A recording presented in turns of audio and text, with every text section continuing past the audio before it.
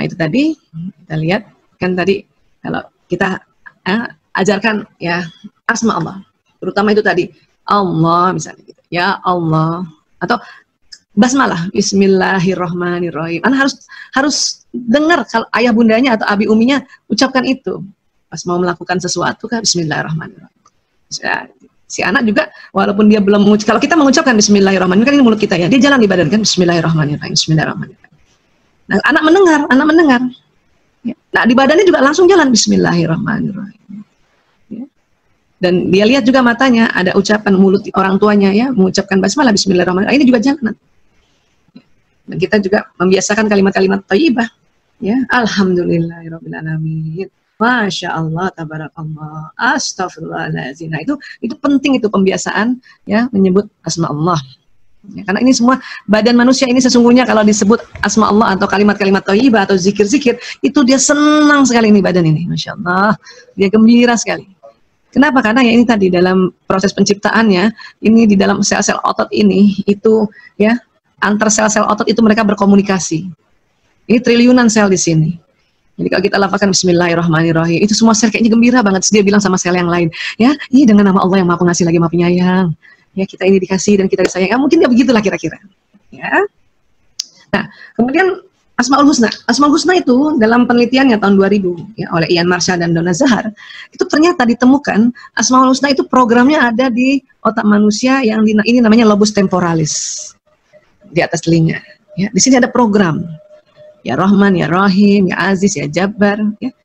Nah itu tadi ya Alim, ya Hayyu, ya Qayyum, ya Razak, ya Ghani, ini kanan kiri. Maka pada saat kita sendiri membiasakan ya mengucapkan asma Allah, khususnya Asmaul Husna ya, ya Rahman, ya Rahim ya. Nah kalimat itu ini akan menyalakan program yang di kepala, dan sudah nyala dia jalan ke badan ya, niscaya ya, niscaya kita ya akan mempunyai sifat pengasih dan penyayang. Ya. Nah, sebentar ya. Jadi ya, jadi itu tadi karena Asmaul Husna ada di atas telinga di sini ya. Di sini dan diucapkan ya Rahman, ya Rahim, ya Rahim. Itu jalan ya. Dari mulut jalan dulu nih sistem saraf ya, langsung ke sini ya Rahman, ya Rahim. Di sini nyala. Ya, programnya atau sistem saraf di sini atau neuron di sini yang merekam ya Asmaul Husna, dia nyala dan dia akan jalan di sini ya Rahman Rahim, ya Rahman, ya Rahim ya. Maka tubuh kita mempunyai ya sifat ya separuh sifatnya Allah itu. Kalau Allah Maha Pengasih lagi Maha Penyayang, kita penuh kasih dan penuh sayang. Kalau Allah Maha Sabar, kita penuh sabar ya. Allah Maha Sabar, kita separuhnya dari sifat Allah, kita pun sabar juga ya. Kalau Allah Maha Kuat, kita juga separuhnya sifat dari Allah, kita kuat juga. Makanya kita ya harus membiasakan kita sendiri untuk melafazkan Asmaul Husna untuk dia jalan di badan. Anak-anak bagaimana yang dia belum melafazkan, telinganya pun karena menangkap bundanya bilang ya Rahman, ya Rahim, ya Fattah, ya Alim gitu ya, karena telinganya mendengarkan maka itu juga jalan ya. Maka Asmaul Husna pada anak-anak sudah mulai terstimulasi di otaknya ini, di lobus temporalisnya, dan dia juga akan jalan ya. Asmaul Husna itu nanti kalau sering diakses atau sering disebut-sebut, dia akan membuat itu tadi ya, membentuk perilaku takwa tadi ya. Baik, nah sekarang kita tanamkan juga rasa cinta pada Rasulullah SAW ya. Dalam Quran surat Al-Ahzab ayat 2, sesungguhnya telah ada pada diri Rasulullah SAW itu suri tauladan yang baik ya bagi orang yang menghendaki Allah Subhanahu Wa Taala dan hari kiamat, uswatul hasanah. Ya. Jadi cinta pada Nabi dan Rasulullah SAW sebaiknya diajarkan pada anak sedini mungkin.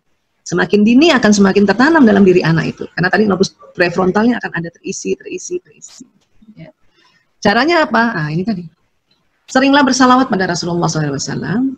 Ceritakan kisah para Nabi dan kisah Rasulullah SAW. Sekarang sudah banyak ya, ada buku-buku yang bagus-bagus, Masya Allah. Saya aja sampai umur segini kalau ada teman-teman jual buku tentang kisah Rasulullah atau kisah para Nabi, saya pasti beli. Ya, karena saya memang orang zaman era buku. Mungkin anak-anak lebih senang lihat di gadget atau lebih senang lihat di media sosial dan sebagainya. Ya. Tapi apapun itu, kita ceritakan kisah para nabi dan kisah Rasulullah SAW. Ya, saya saja selama PSBB ini sama anak-anak itu sering ulang-ulang filmnya Rasulullah SAW, The Messenger. Ya, The Messenger itu, aduh. Dan nggak tahu kenapa ya itu anak-anak pun senang diulang-ulang, senang diulang-ulang. ya, dan terkadang kita terasa itu ada giro atau terasa ada kerinduan pada Rasulullah SAW. Dan ceritakan betapa mulianya diri Rasulullah SAW. Ya, pada saat misalnya di Mekah itu orang-orang suka berbohong, orang-orang suka mabok, Rasulullah, Muhammad kecil atau Muhammad remaja itu nggak pernah ikut-ikutan itu. Jadi betapa mulia dia. Ya. Dan kita juga caranya jalankan sunnah Rasulullah SAW. Makan pakai tangan kanan itu termasuk sunnah kan ya. Duduk, minum, makan sambil duduk, itu kita orang tua udah harus juga jalankan sunnah itu.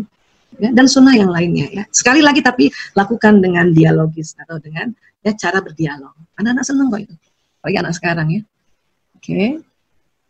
Apalagi yang kita tanamkan rasa cinta pada Islam dan syariatnya ya. Surat Al-Imran ayat 19 ya. Inna dina ya indallah Islam. Sesungguhnya agama yang diridhoi di sisi Allah hanyalah Islam.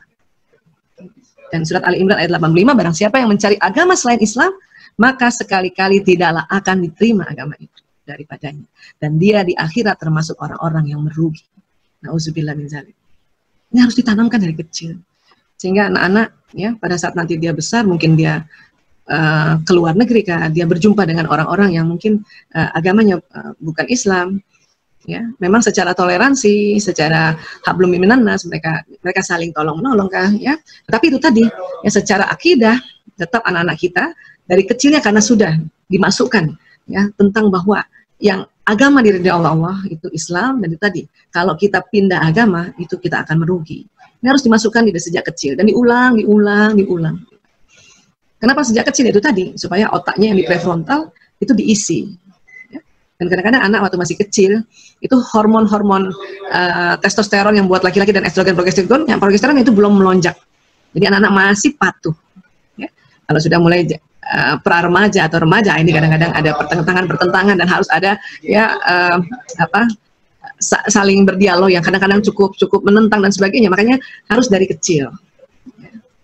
Bapak alangkah mengajak anak untuk mengenal dan mencintai Islam. Ya. Jadilah guru dan teladan di rumah. Sekali lagi kita nih ya adalah guru yang di rumah. Apalagi sekarang ini ya, jadi teladan. Dan kita sendiri harus pahami rukun Islam dan rukun iman supaya kita bisa ajarkan pada anak-anak. Oke. Suasanakan rumah dengan lingkungan Islami. Ya. Terus menjalin silaturahmi dengan alim ulama. Ini perlu juga nih anak-anak sekali-sekali ditemukan ke para alim ulama. Ya. Kita ikut taklimnya, kita kedatang ke rumahnya. Ya. Memilih teman dan lingkungan bermain ini penting orang tua untuk lihat lingkungan teman bermainnya itu apa dan ajarkan anak untuk memilih teman ya karena sangat besar pengaruhnya. Nah, ini beberapa langkah untuk mengenal dan mencintai Islam ya. Nah sekarang tadi kan itu untuk mencetak anak takwa ya itu dasar-dasarnya itu tadi ya dasar-dasarnya ya dan juga pasti ajaran-ajaran lainnya kita berikan ajaran-ajaran tentang kesantunan, ajaran-ajaran tentang akhlak.